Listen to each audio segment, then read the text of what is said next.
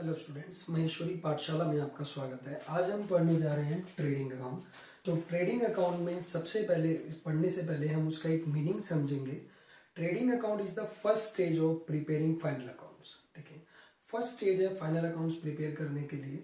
तो सबसे पहले ट्रेडिंग अकाउंट बनता है, प्रॉफिट एंड लॉस, देन हमारी एक बैलेंस शीट बनती है। It is the financial statement. ये क्या है? Financial statement which shows result of buying and selling. क्या बनेगी? Buying and selling of goods, जो भी हमने इस वर्ष बाय किया है गुड्स और जो भी हमने बेचा है और सर्विसेज बेची है इस अकाउंटिंग पीरियड में, वो सब ट्रेडिंग अकाउंट में आएंगी। Correct. It is the first stage in which preparation of financial account of a trading account. It records only net sales and direct cost of goods sold. क्या ये क्या record करेगा? Net sales and direct cost of goods sold. Next, balance of the account shows GP और GL, यानी जो balance जो आएगा या तो फिर आएगा ग्रॉस प्रॉफिट या फिर ग्रॉस लॉस। देन और जो भी हमारा ग्रॉस प्रॉफिट आएगा और या ग्रॉस लॉस आएगा वो कहां चला जाएगा? प्रॉफिट एंड लॉस अकाउंट में। ठीक है, ध्यान रखना है। ग्रॉस प्रॉफिट डेबिट साइड में आएगा हमारा यहाँ पर, ठीक है, और उसको हम कहा ले जाएंगे? क्रेडिट साइड में, प्रॉफिट एंड लॉस अकाउंट में। In case of gross loss आता है तो हमें यहां पर आएगा ग्रॉस लॉस, तो उसे उठा करके डेबिट साइड के प्रॉफिट एंड लॉस में लिख दें। आपको ध्यान रखनी है, जो मैं बातें सिर्फ आपको बता रहा हूं, सिर्फ आप एक बार ध्यान से सुनेंगे, आपको कहीं दिक्कत नहीं आएगी ट्रेडिंग अकाउंट बनाने में। चलिए, फिर सबसे पहले एंट्री आती है हमारे पास ओपनिंग स्टॉक। तो यहां लिखेंगे ओपनिंग स्टॉक। क्या लिखेंगे? To opening stock. Opening stock क्या है?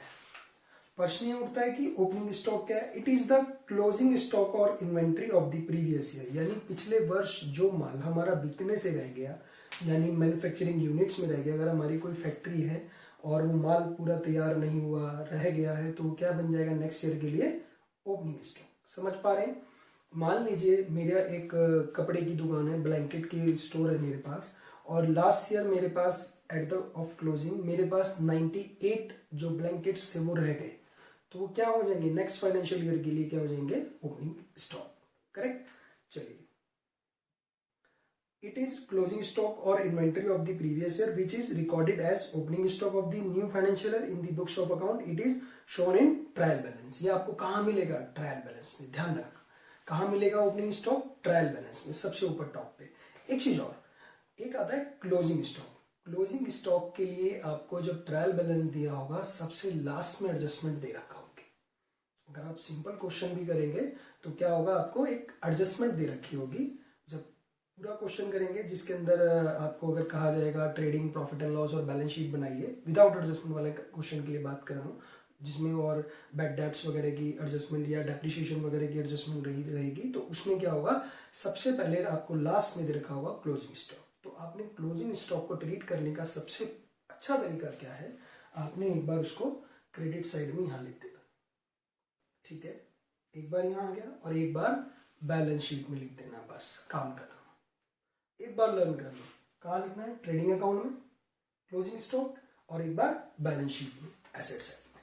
That's it. चलिए आगे बढ़ते हैं। फिर हमारे पास आते हैं परचेज एंड परचेज रिटर्न। देखो, purchase means purchase of goods and material for the purpose of resale, यानी कोई भी माल हमने किस लिए खरीदा है? बेचने के लिए।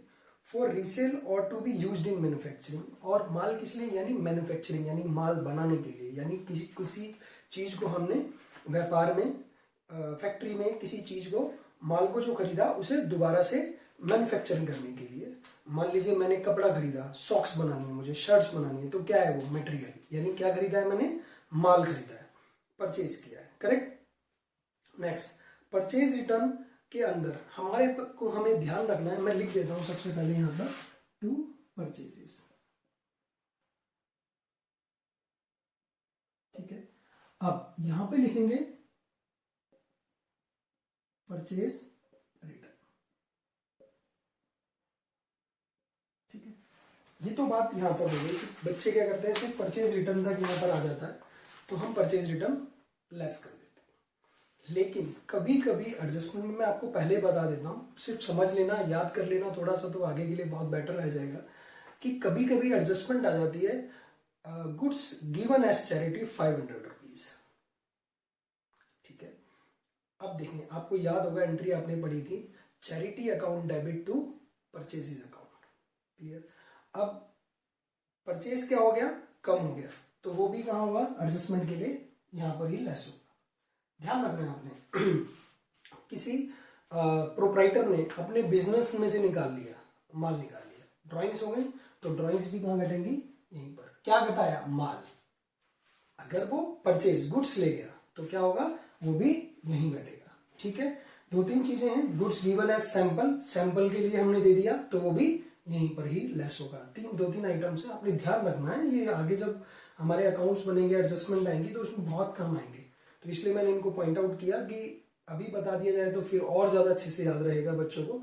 ठीक है, चलिए फिर हमारे पास आते हैं डायरेक्ट एक्सपेंसेस। देखिए डायरेक्ट एक्सपेंसेस क्या होते हैं, direct expenses are the expenses incurred on the goods purchased till they are brought to the place of business। जब तक वो कहां तक नहीं पहुंचते हैं, प्लेस ऑफ बिजनेस तक। जैसे कि मान लीजिए कोई माल मेरा विदेश से आ रहा है, ठीक है, तो मुझे क्या देना पड़ेगा, वहां कस्टम ड्यूटी देनी पड़ेगी, कार्टेज देना पड़ेगा, और भी वहां पर चार्जेस होंगे, वो सारे के सारे पे करने पड़ेंगे।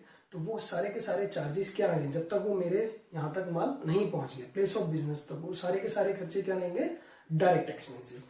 तो डायरेक्ट एक्सपेंसेस में मैंने आपको बताता हूँ, कैरीज और फ्रेट और कार्टेज इनवर्ड आ गया। It is the cost of bringing raw material goods traded in the firms godown, यानी फर्म के गोडाउन तक लाने तक का खर्चा जो होगा वो सारा का सारा क्या आएगा, डायरेक्ट एक्सपेंस के हेड में आएगा, और उसे क्या कहेंगे, कैरीज हो गया, फ्रेट हो गया और कैरीज इनवर्ड हो गया।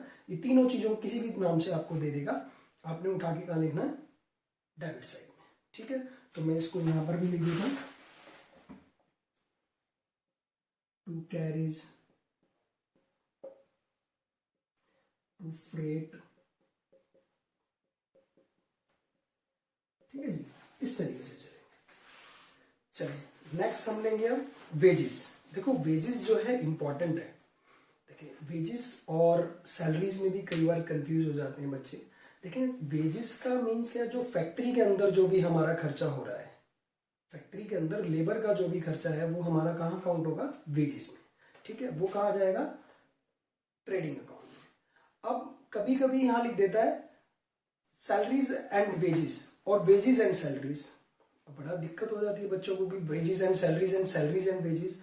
अगर वो वेजेस एंड सैलरीज दे रखा है हमें, तो हमें क्या एज्यूम करना है कि वो कहाँ का खर्चा है, ट्रेडिंग अकाउंट का। देखिए अब क्या है कि जैसे मान लीजिए वेजेस एंड सैलरीज दिया, तो उसके अंदर हम ये मानेंगे कि फैक्ट्री के अंदर कोई सुपरवाइजरी खर्चा हो, मतलब सुपरवाइजर हमने रखा हो जो सुपरवाइज करता हो, तो हम उसे क्या मान लेंगे, सैलरीज। तो हम एक ही हेड बना देंगे, क्या लिख देंगे, वेजेस एंड सैलरीज। तो यहां पर आप वेजेस से भी काम चला सकते हैं, मैं दोनों लिख देता हूं ताकि आपको ध्यान रहे, वेजेस एंड सैलरीज। एक चीज और आपको ध्यान रखना है, अगर ये सैलरीज एंड वेजेस आ जाए तो उठा के प्रॉफिट एंड लॉस में लिख देना, भेज जाए कहां लिख देना है, प्रॉफिट एंड लॉस अकाउंट में। अगर वेजेस एंड सैलरीज है तो यहां पर आएगा ट्रेडिंग अकाउंट में, और ओनली वेजेस है तो यहां लिख दो। देखिए सिंपल सी बात यह है कि आप अगर कंटेंट को ध्यान रखेंगे कि कौन सी आइटम कहां पहुंचेंगी, वो अपने आप पहुंचेंगी, अपने आप gross profit, profit and loss, profit, net profit अपने आप निकलेंगे, और बैलेंस शीट भी अपने आप ही मिलेगी, मैं आपको करके बताऊंगा। ठीक है, तो आपने क्या रखना है कि अपने कंटेंट्स को ध्यान रखना है कि कौन सी आइटम कहाँ की है, और लेकिन उसका वैल्यू भी पता होनी चाहिए कि वो वहां क्यों गई है, क्योंकि ये सारे के सारे खर्चे क्या हैं, डायरेक्ट एक्सपेंस। डायरेक्ट एक्सपेंस यानी जो फैक्ट्री तक के, जब तक माल हमारा बिल्कुल तैयार नहीं हुआ है वहां तक के जो खर्चे हैं वो कहाँ आ गए, ट्रेडिंग अकाउंट में। करेक्ट, तो देखें अब देखिए पावर यहां आ गई, टू पावर, सॉरी, अब देखें पावर क्या चीज है, पावर क्या चीज है, देखिए पावर सिंपल सी बात, फैक्ट्री के अंदर इलेक्ट्रिसिटी से काम चलेगा, नहीं चल पाएगा। देखिए पावर जो हैवी पावर होगी, आपने देखा होगा 3 फेज की लाइन जा रही है, 6 फेज की लाइन है, हैवी पावर है, तो बड़ी बड़ी मशीनों को चलाने के लिए, बॉयलर को चलाने के लिए तो हमें पावर की आवश्यकता पड़ती है, और वह कहाँ पड़ेगी, फैक्ट्री में। और फैक्ट्री के खर्चे कहाँ ले रहे हैं, ट्रेडिंग अकाउंट में। और दूसरी चीज, हम तो वहाँ अगर हमारा ऑफिस है तो ऑफिस में तो हम एलईडी लाइट से भी काम चला सकते हैं, वहाँ कहाँ पावर की जरूरत, वहाँ मशीनें थोड़ी चल रही हैं। तो वहाँ की जो इलेक्ट्रिसिटी होगी, इलेक्ट्रिसिटी बिल, तो वो कहाँ जाएगा, प्रॉफिट एंड लॉस अकाउंट के डेबिट में टू इलेक्ट्रिसिटी बिल। ध्यान रखना है, बहुत छोटी छोटी चीजें, बहुत आराम से चल रहे हैं हम लोग। फिर आ गया फैक्ट्री का रेंट। फैक्ट्री का अगर रेंट है, लिख दो उठा के यहाँ पे,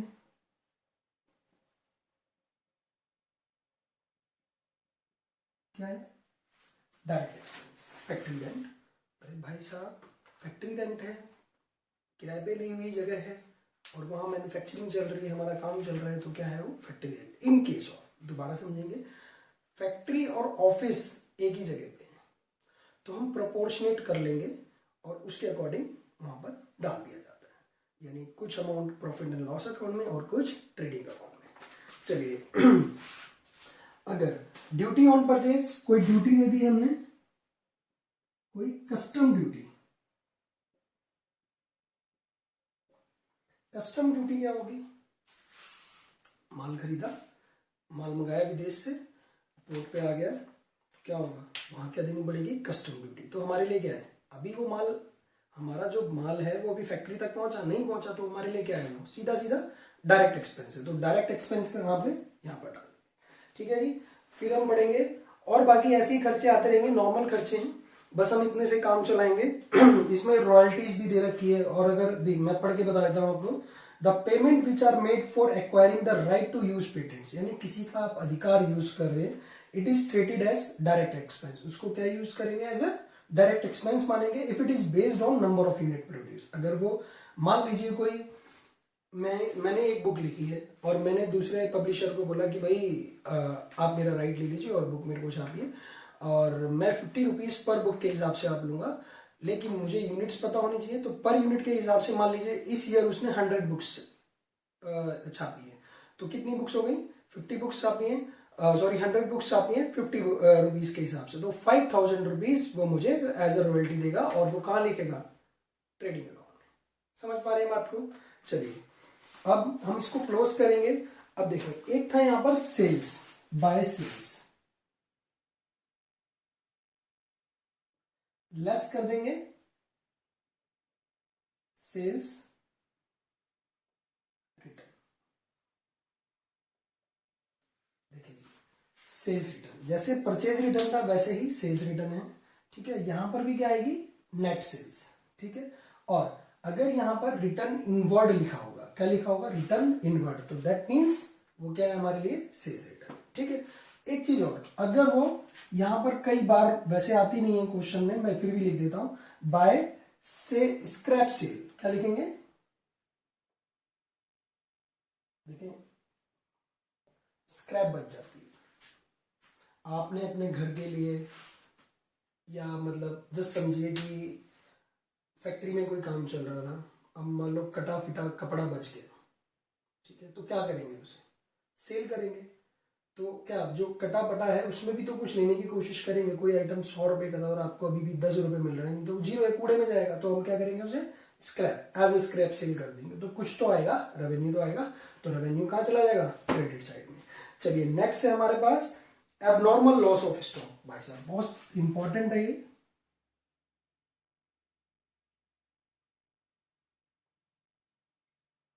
loss of stock, abnormal loss. दो तरीके की हानियां होती हैं, एक तो नॉर्मल और एक होती है एबनॉर्मल, असाधारण। असाधारण का मीन्स चोरी हो गई, आग लग गई, बड़ा लॉस हो गया। असाधारण कभी कभी हो सकता है, कभी कभार हो सकता है, हम कोशिश करते हैं फिर भी बचाने की, लेकिन कई बार हो जाता है, तो दैट मीन्स एबनॉर्मल लॉस। तो एबनॉर्मल लॉस कहाँ, यहाँ पर, यहाँ लिख देंगे। क्लियर है। चलिए फिर यहां लिखेंगे बाय क्लोजिंग स्टॉक,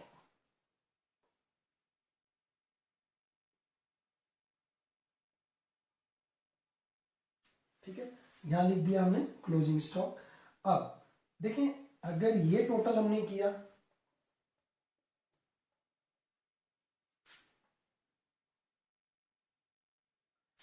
ये साइड मेरी ज्यादा आ रही है, तो यहां क्या लिखेंगे, टू ग्रॉस प्रॉफिट। यहां साथ में ये भी लिख देंगे transferred to profit and loss account. यहाँ स्टार बना देता हूं, और इन केस ये साइड ज्यादा है तो यहां क्या लिखेंगे, by gross loss transferred to profit and loss. देखिए जी, जो चीज डेबिट में है वो कहां चली जाएगी, क्रेडिट में। अब ये ग्रॉस प्रॉफिट कहां आया है हमारे पास, ट्रेडिंग अकाउंट के डेबिट में, तो हम उसे कहां ले जाएंगे, प्रॉफिट एंड लॉस अकाउंट के क्रेडिट में। फिर अगर ग्रॉस लॉस हमारा यहाँ आ गया इन केस, तो यहाँ लिखा है ये क्रेडिट में, उठा के कहां लिख देंगे, प्रॉफिट एंड लॉस अकाउंट के डेबिट में। चलिए एक प्रॉब्लम अभी सॉल्व करेंगे, बहुत अच्छी थी।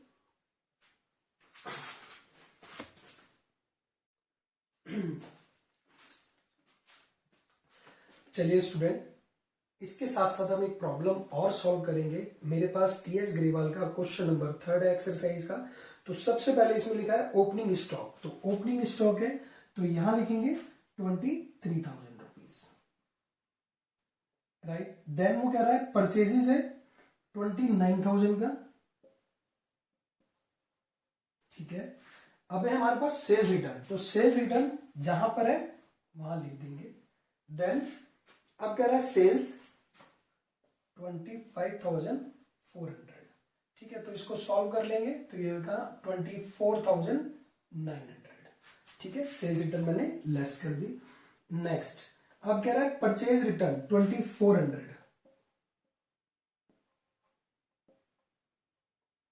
नेक्स्ट अब कहता है closing stock 47,700, closing stock 47,700। Then अब आ रहा है कैरीज इनवर्ड, कैरीज इनवर्ड, तो कैरीज यहां पर आ गया, मैंने आपको बताया था अगर कैरीज इनवर्ड है, कैरीज है तो यहीं आएंगे, कैरीज आउटवर्ड है तो प्रॉफिट एंड लॉस अकाउंट के डेबिट में चला जाएगा, ठीक है। ये कैरीज क्या, कि जब हमने माल खरीदा उस समय पर जो भाड़ा लगा वो यहां आ गया। अब इसके अंदर देखिए क्वेश्चन के अंदर इंपॉर्टेंट टर्म दिया हुआ है डेप्रीशिएशन, क्या डेप्रीशिएशन यहां आएगा, क्या इस पूरे परफॉर्मा में मैंने कहीं डेप्रीशिएशन बताया आपको पढ़ाते वक्त, नहीं। इस चीज का ध्यान रखना है हमें, डेप्रीशिएशन यहाँ नहीं आएगा। बच्चे क्या करेंगे, अब सर अब ये डेप्रीशिएशन कहाँ आएगा, इसमें तो डेप्रीशिएशन दे रखा है, अरे स्किप कर दो उसको, छोड़ दो। कहाँ लिखेंगे उसे, प्रॉफिट एंड लॉस अकाउंट में। समझ पा रहे हैं बात को। तो अब हमारा सिंपल सा रूल क्या है, अब हमने क्या करना है, टोटलिंग करना है। तो हम टोटलिंग कर लेंगे, तो हमारा जो यहाँ का टोटल है वो है 72,600, राइट, ठीक है। अब देखिए यहाँ का, ये देखिए हमारे पास कितना बचेगा 26,600, ठीक। अब इसमें से इसको लेस कर लेंगे तो हमारे पास है इसका टोटल 49,700, ये टोटल क्या आ रहा है हमारे पास 49,700। अब इसमें से लेस करके हमारे पास जो आएगा वो आएगा 22,900। देखिए यहां भी लिख देंगे। आपको ध्यान रखने वाली बात क्या थी, मुझे तो पता था जी जनरली हमारा प्रॉफिट ही आएगा, 100 में से 1-2 क्वेश्चन में लॉस आ जाए, अदरवाइज ग्रॉस प्रॉफिट ही हमें दिखेगा। तो अब हमें क्या करना है, इसको टोटल किया हमने और ये आइटम्स ऊपर वाली लेस कर दी, जो बचा वो क्या आ गया, ग्रॉस प्रॉफिट। अब मान by gross profit transferred from trading account, by कहां लिखेंगे, प्रॉफिट एंड लॉस अकाउंट के क्रेडिट में। इनकेस अगर ये लॉस हो जाता तो क्या लिख देते, to gross loss transferred from, देखो अकाउंट की पहचान के लिए आया कहां से, ट्रेडिंग अकाउंट से। Thank you so much for watching this video, और अगर आपकी कोई क्वेरीज है तो मेरे को कमेंट में बताइए, उसको सॉल्व करेंगे डेफिनेटली। Thank you.